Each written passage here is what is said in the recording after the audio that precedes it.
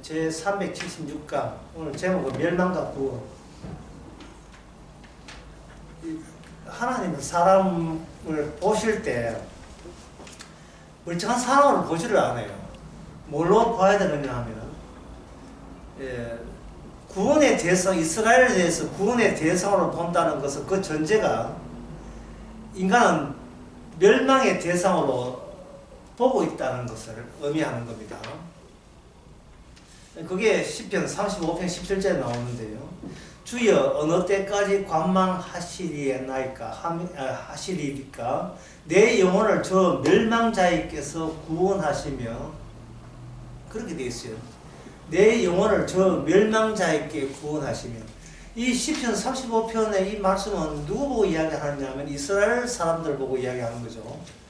이스라엘 사람들이 그냥 평면적으로 이스라엘 여기 있고 이방 나라 옆에 있다, 단순히 옆에 이웃 나라가 살고 있다 이렇게 보는 게 아니고, 하나님 보시기에는 멸망자로 간주를 하라는 거예요. 멸망자 가운데서 이스라엘만큼은 내가 구원해야겠다, 끄집어내겠다라는 겁니다. 이건 뭐 애굽에서 이스라엘 나올 때부터 그랬는데요.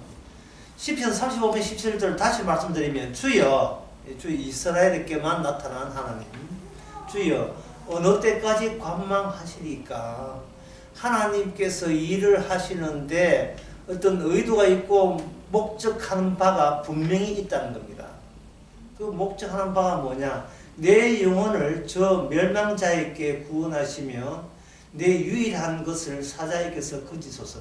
유일한 것이라는 것은 본인 자체가 이 세상에 존재하지 않는 유일무이한, 둘이 아니라 오직 하나밖에 없는 자기 존재를 보는 거예요. 그렇다면 여기 주여 어느 때까지 관망하시니까 내 영혼 할 때 나는, 이거는 신약에 오게 되면 누가 되느냐 하면 바로 예수님이 되시는 겁니다. 예수님께서 이 시편을 다 가지고 가시고 시편에 나오는 그 주인공을 자기와 일치시키시는 거예요. 그러면 신약에 와서 예수님 오실 때에, 또는 예수님하고 12제자가 같이 다닐 때에, 그것은 근본적으로 뭐냐 하면 하나님께서 이 세상에서 구원하실 자를 예수님 본인만 구원하실 정도로 이 세상은 멸망자의 집합이다 이렇게 보시는 거예요. 예수님만, 하나님이 보내신 독생자만 구원의 대상이고 그 외에는 구원의 대상이 아닌 거예요. 왜냐하면 그래야 시편 35편이 완성이 되기 때문에 그렇습니다. 예수님도 구원하지만 우리도 구원한다 이렇게 되어버리면, 자칫하게 되면 예수님과 우리가 같은 레벨이고 같은 본질을 갖고 있다고 이렇게 오해를 할 수 있어요. 분명히 예수님께서는 죄인을 부르러 온다 했지, 나와 비슷한 사람을 구원한다, 내 정도의 위치에 있는 자를 구원한다 그렇게 하지 않았거든요. 따라서 예수님 오시기 전에 모든 인간은 어느 누구도 구원의 대상이 되지 않고 멸망의 대상이 되어야 되는 겁니다. 그래서 하나님께서 멸망한다 할 때, 성경에서 멸망 이야기 많이 나오죠. 멸망할 때 그걸 섭섭하게 들어서는 안 돼요. 또 마태복음 7장 13절 아주 유명한 말씀입니다. 여기 보면 좁은 문으로 들어가라.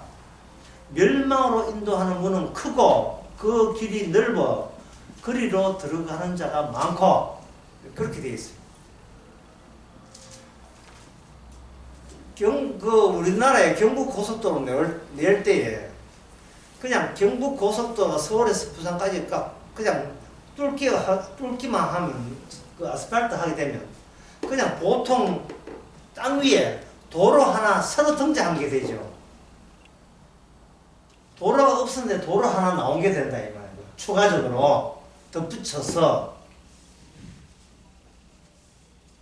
그런데 주님께서 길을 내버리면 그 길을 내는 동시에 졸지에 가만히 있던 인간의 모든 길이 무엇은 길이 되느냐 하면은 멸망의 길이 되고 말아요. 그러니 예수님을 미워하지 않을 수가 없는 겁니다.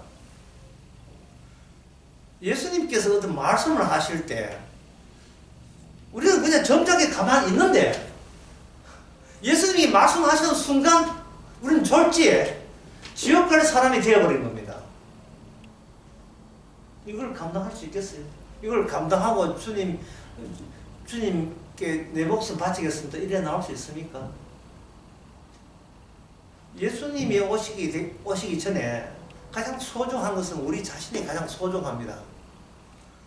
그래서 내가 소중하다는 생각을 계속 유지하고 있다가 주님께서 이 말씀을 이렇게 해버리면 소중한 나를 더욱더 소중하게 만들기 위해서 주님께서 우리가 모르는 천국의 비밀을 우리한테 추가적으로 더 보태줬다고 우리가 생각한다 이 말이죠.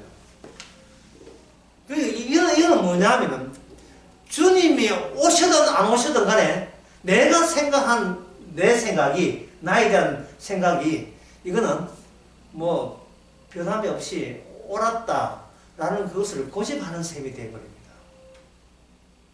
쉽게 말해서 주님을 아셔요? 보통 그 교회 다니면서 주님 아십니까? 알지요.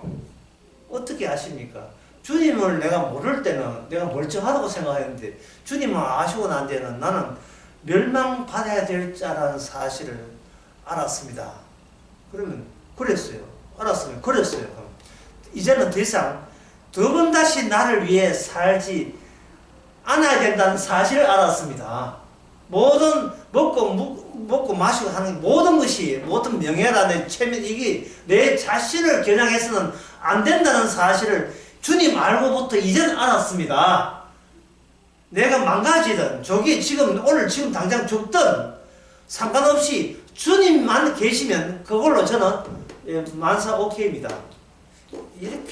이런 고백이 돼야 이게 바로 주님을 안다고 할 수 있잖아요. 주님을 안다고 해놓고 뭐 주님께서 시편에서 여러 가지 말씀 이야기하니까 그게 되게 슴슴하게 느껴지는 거예요. 누구든지 처나 자식이나 뭐 아내나 나라보다 더 사랑하는 자는 하늘 아래 합당치 않고 이래 나오면 좀 너무 과한 이야기 하시는 것 같은데 너무 심하지 않습니까? 자기를 미워하는 자는 내게 합당치 않고 이래 나오게 되면 그거는 너무 심하게 말씀하신 것 같습니다. 그런 식으로 말은 차마 안 하지만 그런 식으로 그 말이 도대체 무슨 뜻인지 좀 순화해서 말씀해 주시면 고맙겠습니다. 이래 나오는 거예요.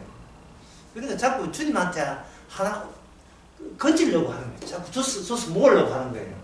그냥 통째로 버리면 되는데 버리지 않고 이것저것 성경이 괜찮은 것을 담아먹을 어떤 그릇 같은 것을 내 쪽에 준비해 놓고 이것 끌어모았으니까 나중에 죽더라도 하나님 앞에 내세울 게 있다. 그런 전략, 그런 작전으로 교회 나옵니다.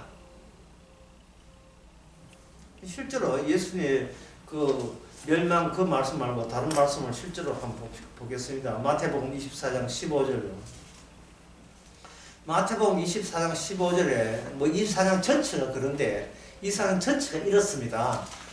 하나님께서는 너희들이 몸담고 있는 이 지구상의 모든 것을 주님께서는 다 없애버리려고 하신다. 그 이야기하고 있는 거예요.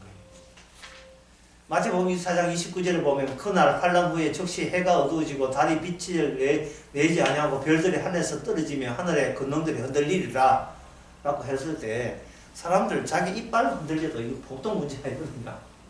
근데 하늘의 별과 모든 권능이 흔들릴 때야 아이고 무서워라, 아이고 겁나다, 뭐 어떻게 뭐 피할 길이 없느냐, 자꾸 자기 살궁리 하지 마시고요. 왜 해가 어두워지고 달이 빛을 내지 않고 별들이 하늘에 떨어지고 하늘의 권능들이 하늘의 모든 이 조직된 체계 있잖아요. 만력체, 중력체제, 이 체계들이 왜 이게 이 물리적 질서, 법칙 이게 하루 아침에 와 다 흔들리고 무너져야 되는가? 그 이유를 알아야죠.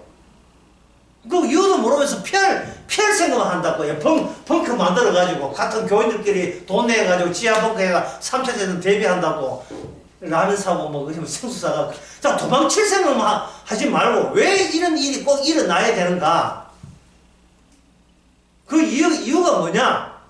사람들이 모두 3일째를 모든 사람이 통곡하고 왜 통곡해야 되는데 이유가 뭐냐?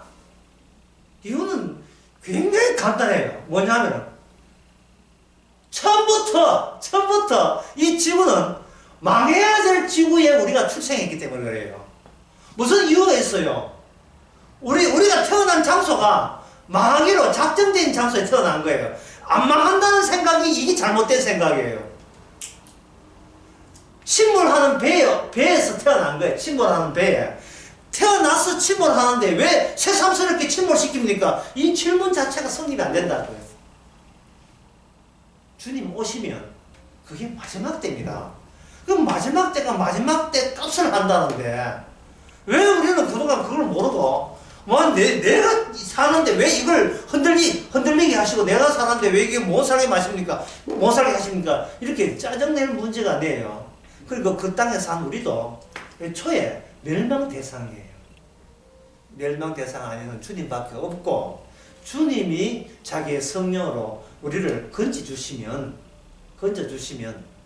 그거는 주님의 몫이고 주님께 감사한 마음으로 이제는 저 신경 쓰지 말고 망하든 어디 폐가 떨어지든 잘 됐다 하고 그냥 주님의 건져주시면만 고맙습니다 하고 그렇게 살면 되는 거죠.